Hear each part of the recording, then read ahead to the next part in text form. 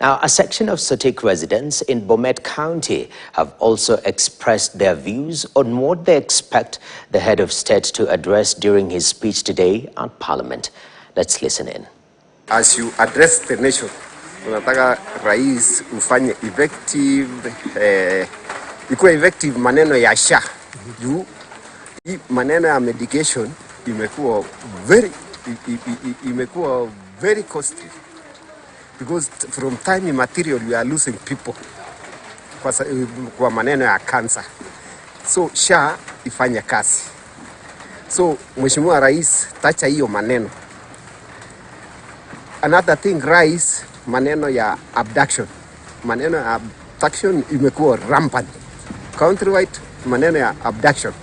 Kindly rais, tunataka watu wako, maneno ya insecurity, that's part of insecurity. So Mheshimiwa, weka maneno hiyo pressure. Sisi kama walemavu tumeona hii SHA imekuwa ngumu kwetu kwa sababu wengi wamepewa pesa mingi walipe ili wapate matibabu, na hawa hawana njia ya kupata pesa ya kulipa. Nilikuwa na tarajia rais wetu wa Kenya wa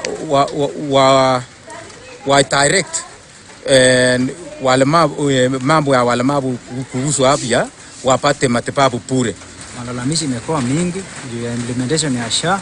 Unajua operation wanasema haifanyi kazi vizuri, na hiyo kuna hiyo OTP, hiyo one time pin, wanasema ina take time. And then address watu ya propaganda imekuwa mingi kwa hii nchi.